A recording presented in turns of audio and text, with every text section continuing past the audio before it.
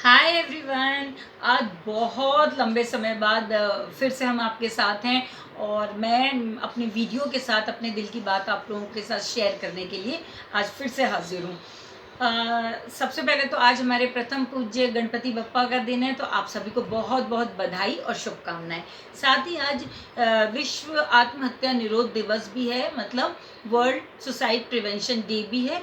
तो मुझे लगा कि हमें इस विषय पर ज़रूर बात करनी चाहिए, ज़रूर चर्चा करनी चाहिए, क्योंकि ये एक बहुत बड़ी परेशानी बनता चला जा रहा है। WHO ने अपना डेटा दिया है, उस डेटा के अनुसार हर 40 सेकंड में एक व्यक्ति सुसाइड करता है।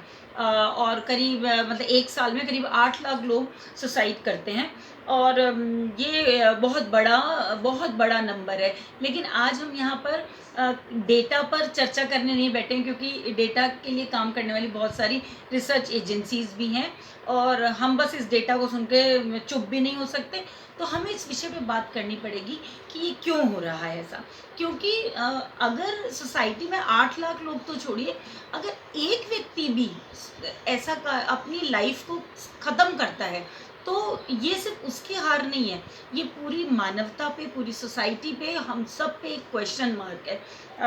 कि जैसा कि एक फ्रेंच थिंकर हुए हैं दुर्खीम, उन्होंने अपनी बुक में लिखा भी है कि सुसाइड कभी भी एक इंडिविजुअल या पर्सनल एक्ट नहीं होता, ये एक तरह से कहीं ना कहीं सोशल एक्ट है। कहीं ना कहीं इसमें हम लोगों को अपनी जिम्मेदारी लेनी भी होगी, समझनी भी होगी। क्योंकि देखिए, जब एक व्यक्ति अ, इस तरह का कदम उठाता है, अपनी इतनी प्रेशियस लाइफ को ख़त्म करने की सोचता है, तो कहीं ना कहीं बहुत बड़ा पेन होगा। हम तो बस किसी का सुनते हैं तो हम कहते हैं अपनी मतलब एक आश्चर्यचकित, हाँ ऐसा हो गया, सुसाइड कर लिया, क्यों कर लिया, क्या कारण रहा होगा। इसके बाद में अपनी बात ख़त्म हो जाती है, ज़िंदगी आगे बढ़ जाती है। लेकिन हमें यहाँ पर एक पॉज़ लेना पड़ेगा, हमें सोचना पड़ेगा। क्योंकि इस तरह का हम अपने आप को कभी हर्ट नहीं कर सकते, कहीं अपने आप को चोट नहीं पहुंचा सकते। और वे एक व्यक्ति अपनी लाइफ को ख़त्म कर लेता है, इसका मतलब है कि वो किस थॉट से, किस मतलब हाइटेंड इमोशनैलिटी से गुजरा होगा, कहाँ कितनी उसको हेल्पलेसनेस फील हुई होगी, तब उसने ये कृत्य किया। ये बात अलग है कि कुछ मेंटल डिसऑर्डर्स भी होते हैं जिनके कारण कि व्यक्ति सुसाइड के लिए स्व प्रेरित हो जाता है। लेकिन फिर भी हम सबकी भी, सोसाइटी की भी एक जिम्मेदारी है कि अब हमको इस विषय पे सोचना होगा, बात करनी होगी, कुछ कदम उठाने ही होंगे।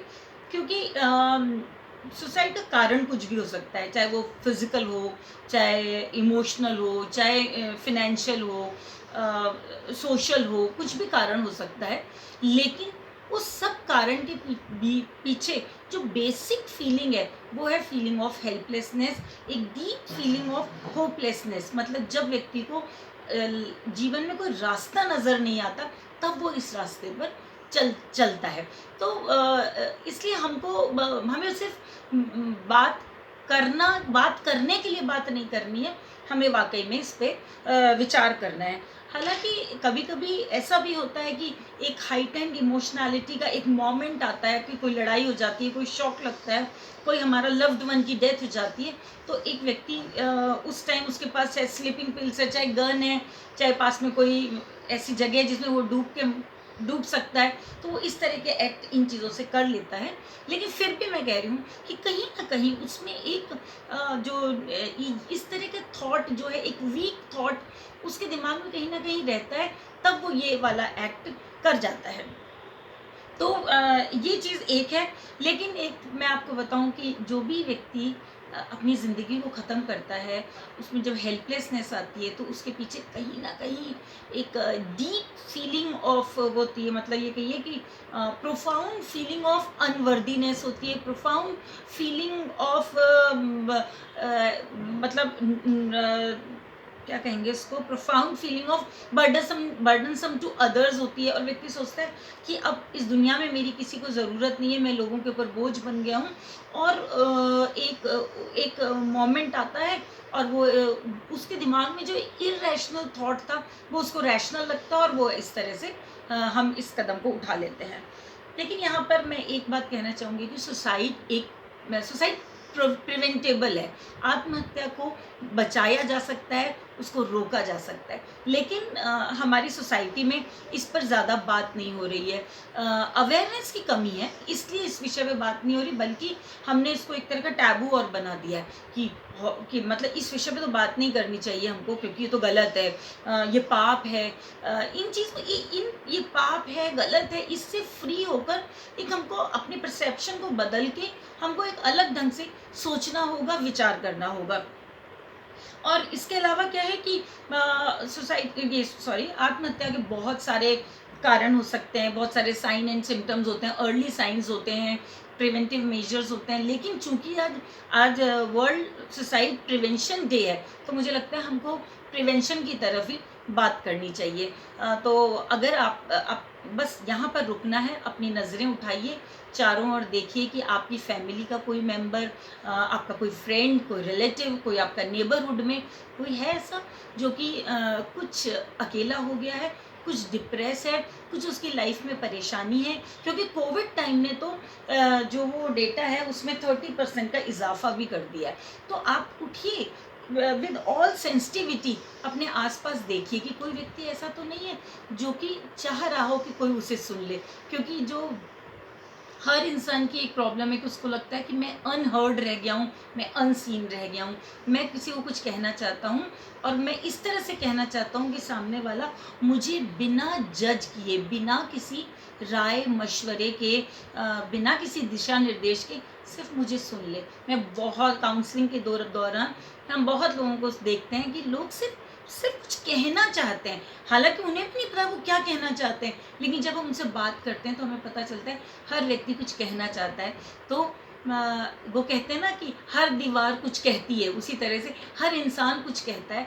थोड़ी सी हमें अपनी ह्यूमैनिटी, अपना सेंसिटिविटी को बढ़ाकर सुनना है, और हर व्यक्ति को लगता है कि कोई एक ऐसा मिले जिस पे मैं विश्वास कर सकूं, कोई एक ऐसा मिले जो मुझे गले लगा के कह दे कि क्यों चिंता करते हो, मैं हूँ ना, मुझे तुम्हारी परवाह है, मुझे बोलो तुम क्या कहना चाहते हो।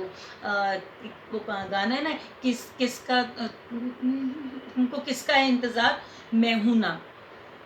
तो मैं यहाँ यही कहूँगी कि इस तरह से यहाँ एक और बहुत बड़ी बात है कि आपको मैं बताऊँ, जैसे मैंने आपको कहा कि हर व्यक्ति कुछ बताना चाहता है, कुछ अपना अंदर का कोई पेन है उसको वो कहना चाहता है, शेयर करना चाहता है, और बिना जजमेंट के किसी सुन ले मेरी बात।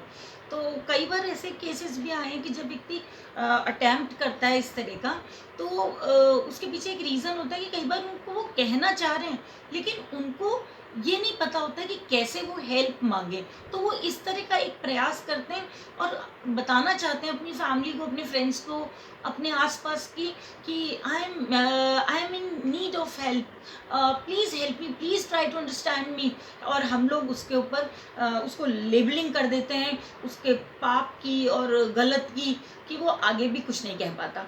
तो हमें इन सब चीज़ों से फ्री होना है, अपने आसपास लोगों को देखना है, उनसे मिलना है, उनसे बातें करनी है।